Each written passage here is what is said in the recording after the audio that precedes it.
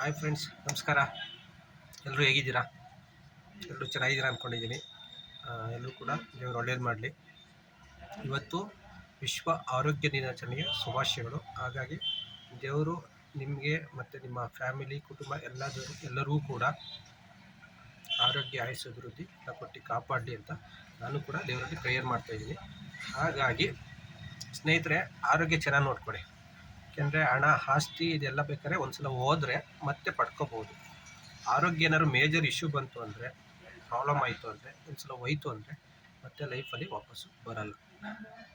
ಯಾಕೆಂದರೆ ಕೆಲವರು major issue ಇರೋಂಥವ್ರನ್ನ, ಆರೋಗ್ಯ ಕಳ್ಕೊಂಡಿರೋಂಥವ್ರನ್ನ ಕೇಳಿ ನೋಡಿ, ಅವ್ರ ಎಕ್ಸ್ಪೀರಿಯನ್ಸ್ ಹೇಳ್ತಾರೆ.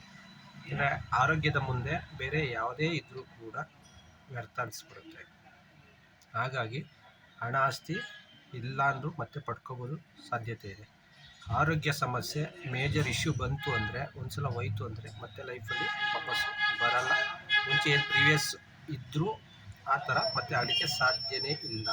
ಹಾಗಾಗಿ ಆರೋಗ್ಯಕ್ಕೆ ಹೆಚ್ಚು ಮಹತ್ವನ ಕೊಡಿ. ಮತ್ತು ಇವಾಗ ಸಮ್ಮರ್ ಇರೋದ್ರಿಂದ ಆದಷ್ಟು ಒಳ್ಳೆ ಹೆಲ್ತಿ ಫುಡ್ನ ತಗೊಳ್ಳಿ, ಹೆಚ್ಚು ನೀರನ್ನ ಕುಡೀರಿ, ಜ್ಯೂಸ್ ಐಟಮ್ಸ್ ಯೂಸ್ ಮಾಡಿ. ಹಾಗಾಗಿ ತುಂಬ ಟೆಂಪ್ರೇಚರ್ ಇದೆ.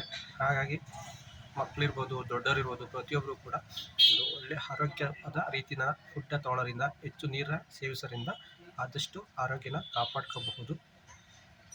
ಹಾಗಾಗಿ ಈ ಮುಖಾಂತರ ನಿಮ್ಮ ಎಲ್ಲರ ಒಂದು ಆರೋಗ್ಯದ ಬಗ್ಗೆ ಹುಷಾರಿಲ್ಲ ಅಂದರೆ ಫಸ್ಟ್ ಹೋಗೋದೇ ನಾವು ಡಾಕ್ಟ್ರ್ ಹತ್ರ. ಹಾಗಾಗಿ ಡಾಕ್ಟ್ರು ಕೂಡ ಈ ಮುಖಾಂತರ ಅವರು ಕೂಡ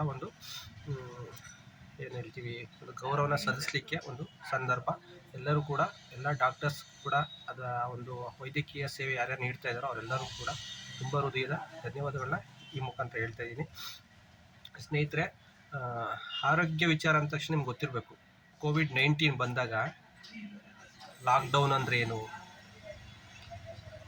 ಕೋವಿಡ್ ಅಂದ್ರೇನು, ಯಾವ ವರ್ಡ್ಗಳೆಲ್ಲ ನಮಗೆ ಒಂಥರ ಹೊಸದು ಕೇಳಿದಾಗ, ಲೈಫಲ್ಲಿ ಎಕ್ಸ್ಪೀರಿಯನ್ಸ್ ಅಂದರೆ ಹೆಲ್ತ್ ಎಷ್ಟು ಇಂಪಾರ್ಟೆನ್ಸ್ ಇರೋದು ಅನ್ನೋದು ನಮಗೆ ಕೋವಿಡ್ ಅಂತ ಟೈಮ್ ಯಾರಿಗೆಲ್ಲ ಪ್ರತಿಯೊಬ್ಬರಿಗೂ ಅನುಭವ ಆಗಿದೆ. ಅದರಲ್ಲಿ ಯಾರು ಸ್ಟೆಮಿನಾ ಇರುತ್ತೆ, ಬಾಡಿ ಸ್ಟ್ರೆಂತ್ ಕಮ್ಮಿ ಇರುತ್ತೆ, ತಡ್ಕೊಳ್ಳಿಕ್ಕೆ ಆಗಲಿಲ್ಲ, ಅಷ್ಟು ನಿಮಗೆ ಗೊತ್ತಿರೋಂಥ ಸ್ನೇಹಿತರು ನಮ್ಮ ಮುಂದೆ ಇಲ್ಲ ಅಂದರೆ ತೀರ್ಕೊಂಡಿದ್ದಾರೆ. ಆ ತೀರ್ಕೊಂಡಿರೋ ಫ್ಯಾಮಿಲಿ ಎಲ್ಲ ನೆನೆಸ್ಕೊಂಡು ತುಂಬ ಆಗುತ್ತೆ. ಹಾಗಾಗಿ ನೀವೆಲ್ಲ ಇವತ್ತು ಆರೋಗ್ಯವಾಗಿದ್ದೀವಿ ಅಂದರೆ ನಿಜವಾಗ್ಲೂ ಪುಣ್ಯ ಮಾಡಿದ್ದೀವಿ ಅನ್ಕೋಬೇಕು. ನಮಗೆ ಪ್ರಕೃತಿಯಿಂದ ಕೊಟ್ಟ ಒಂದು ವರ ಅನ್ಕೋಬೇಕು. ಹಾಗಾಗಿ ದಯವಿಟ್ಟು ಕೋವಿಡ್ನ ನೆನೆಸ್ಕೊಂಡು ಆ ಪರಿಸ್ಥಿತಿ ಪ್ರತಿಯೊಬ್ಬರಿಗೂ ಯಾರು ಕೂಡ ಬರೋದು ಬೇಡ.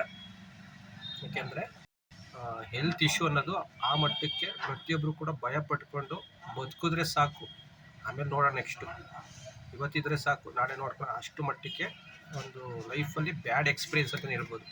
ಅದೇನು ಕೆಲವೊಂದು ವರ್ಷಗಳಿತ್ತು ಕೋವಿಡ್ ಅನ್ನೋದು, ನೋಡಿದ್ದೀವಲ್ಲ, ಮಾಸ್ಕ್ ಹಾಕೊಳ್ಳೋದಂತೆ, ಒಬ್ರು ಮೀಟ್ ಮಾಡೋಂಗಿಲ್ಲ, ಒಬ್ಬರು ಕೂತ್ಕೊಳ್ಳೋಂಗಿಲ್ಲ.